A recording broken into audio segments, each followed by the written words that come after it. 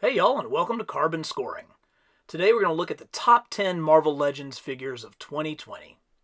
This is my first top 10 list, so if you're picking up what I'm putting down, click like, click subscribe, and help me grow the channel. This list is all about comic figures and the memories they stir within us. So let's get started. Number 10, Moon Knight. Okay, so I have to admit that right off the bat, I'm cheating. Yes, this is the Walgreens exclusive Moon Knight, but I made a small adjustment. You see, I like my Marvel Legends legendary. And while this newest figure was an improvement over, well, whatever this was, it still didn't quite meet my expectations. You see, when Bill Sienkiewicz drew Moon Knight in the 1980s, the crescent motif on his chest and in his weapons was extended to include the cape. Whenever possible, he would draw the end points of the cape swooping inward to create a crescent silhouette at the feet of the character. It was a purposeful artistic choice, and one that Toy Biz nailed on their Moon Knight character back in the day. So, I made a quick swap and voila! A perfect Moon Knight. Number 9, Squirrel Girl. Please forgive me, but I can't find my Squirrel Girl figure. I did a big cleanup of my collection, and the end result was this. Seriously, I looked for like 45 minutes and could not find her. But Squirrel Girl still deserves a spot on this list, and not just because she was a member of the Great Lakes Avengers. No, Doreen here is cute as a button. That chipper smile, those adorable little furry rodents all around. But this character is much deeper than the brightly colored figure would have you believe. I first came across Squirrel Girl in the New Avengers comic. Luke Cage and Jessica Jones had hired her to be the nanny for their newborn daughter. The team was all living in Avengers Mansion, and as Wolverine walked by, things got awkward. There was some pretty aggressive history here, and the things unsaid were far more interesting than what was actually said. Speaking of unfinished business, pretty good chance Squirrel Girl would have been higher on the list if the New Warriors pilot, starring Lily from the AT&T commercials, had ever aired. But for now, we can enjoy the 9th best Marvel Legend of 2020, Squirrel Girl. Number 8, Storm. Man, have we waited a long time for this. A perfect representation of Storm from the earliest days of the new X-Men. I mean, we got this Storm from the Toy Biz X-Men box set in the late 90s, followed about a year later with her in the opening series of the 8-inch Famous Covers line. Try not to think about the fact that they used the same body to make Aunt May. Then, nothing. 20 years, where every version possible of Storm hit toy shelves. Even this. But it was worth the wait. Hasbro gave us a definitive vision of Storm with interchangeable parts to allow her to be displayed using her powers or at rest. The lightning bolts, windswept cape, and flowing hair create a dynamic look. She came in a 2-pack with her fellow new X-Man Thunderbird, and even though it's a Target exclusive, I found it pretty easily. Stylistically, she marks a nice compromise between the art styles of Dave Cockrum and John Byrne. She has been at the top of wish lists for literally decades. And here she is in all of her glory, classic Storm. Number 7, PYRO. Now I know what you're thinking. The Rogue that came in this 2-pack was a way better figure than PYRO. But PYRO has the one thing going for him that puts him in the top 10. That freaking smirk. The dude's name is PYRO, and he's all about setting stuff on fire. So he has to be a little crazy. I mean, just look at this dude. You don't need to know anything else about this character after one glance at this head sculpt. PYRO replaces a previous Toy Biz offering on the Brotherhood of Evil Mutants shelf. That was a good figure for the time, but this new one is a clear upgrade. Come on, Hasbro. You are so close to finishing off the Brotherhood of Evil Mutants. Can a classic Avalanche and Destiny be far behind? But for now, we get to enjoy the excellent addition of everybody's favorite fire-starting nut job to the shelf, PYRO. Number 6. War Machine. Yeah, baby, bringing out the big guns. War Machine was a deluxe figure, and those couple of extra dollars were well spent. Launching missiles, strafing machine guns, and grenade launchers, along with jet-blasting boot rockets, this figure had it all. James Rhodes was Tony Stark's best friend, but when I first started reading comics, there was no War Machine, only Iron Man, and Rhodey was the guy in the suit. Back in 1983, Tony was still having a little problem with the drink, so Rhodey took up the mantle. This wasn't a quick throwaway story either. Rhodey kept the armor for 30 issues, almost 3 years in our time, and he was the man in the armor for such monumental stories as Secret Wars and the birth of the West Coast Avengers.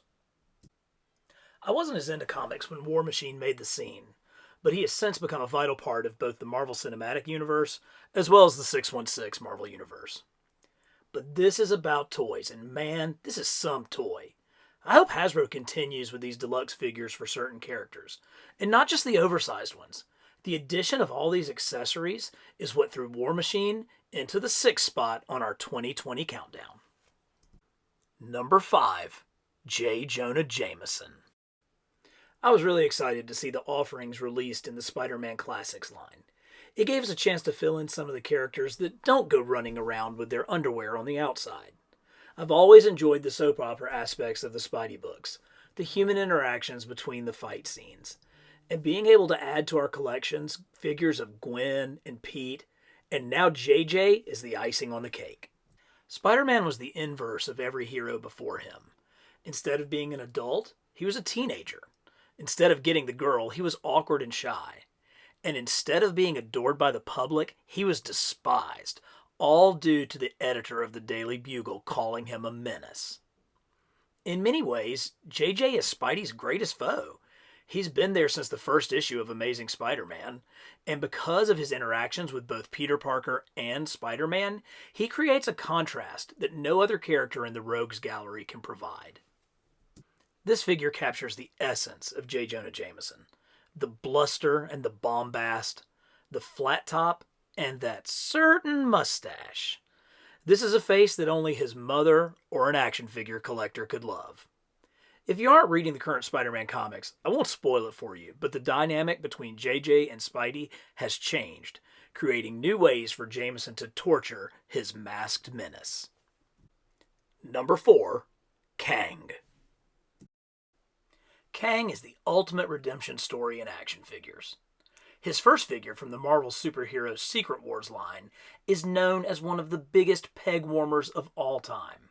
Seriously, I can remember walking into a KB Toys in the mid-90s and still seeing multiple Kangs hanging on the shelf. I'm not a mint and package collector, but I have a few carded figures on display. I realized I would laugh at my own little inside joke if I included Kang, king of the peg warmers, in my display. So I went on eBay last week and got one for $16. With inflation, he's only worth $10, so I still overpaid, but it was worth it. Kang's next action figure wasn't much better. He made it into the difficult-to-find Fantastic Four line, but he had some goofy proportions, especially his tiny little head. So now, almost 40 years later, redemption has come. This figure just works. It has enough Kirby style to be classic, but not overly done. The colors and proportions are spot on. Who knew that we would finally get a perfect Kang figure? Well, I guess Kang probably knew since he's a time traveler and all that. Number 3. Black Widow. The deluxe Black Widow figure comes in her gray suit that she wore in the 80s and early 90s. As a deluxe figure, the accessories were key to this high ranking. The Widow blast effect from her wrist, combined with the smoke effect, allow for such dynamic posing. I also love the jetpack, such a cool look and design, and it works well even with her jacket. I first came across the character in her gray outfit in the pages of Marvel Team-Up 140 from April of 1984. She also appeared in the next issue featuring Daredevil, which also happened to be the premiere of Spidey's black costume in the title. You can see Natasha was sporting her 80s haircut in these books, and this figure captures that perfectly. Especially with that big curl that drops in front of her right eye. Very 80s, very punk, and a nice improvement to her 1970s bangs. This look was probably made most famous in X-Men 268 from September of 1990. Jim Lee was in his artistic prime as he drew the team-up between Cap, Wolvie, and the Widow. One of the biggest things that I like about this figure is that she can fit into multiple displays in your collection. She has the Avengers symbol on her jacket sleeves, as well as the SHIELD logo on her jetpack. Currently, I have her with Nick Fury, Agent Carter, and the rest in my SHIELD display. A great figure. Number 3 for 2020, Black Widow. Number 2, the Vintage Series Spider-Man. I have watched numerous top 10 lists, and this Spidey figure has been at the top of more lists than any other figure this year. Because it's that good. I always love a Spider-Man that represents a specific creative era in the life of the character or is based on the art of a specific creator. We have had Spider-Man action figures based on the art of Steve Ditko, J. Scott Campbell, John Romita Jr., Humberto Ramos, and Todd McFarlane, to name a few. But there are really two big eras in Spidey's design. The modern age Spider-Man, that is so perfectly captured in the recent Pizza Spidey. Big eyes, slender frame. Basically every Spider-Man drawing from this point on is represented by this figure. The previous era, however, was dominated by the art of John Romita Sr. He took over the art chores on the book from Spider-Man co-creator Steve Ditko at issue 39, and his style became the guide as Spidey soared to even greater heights of popularity.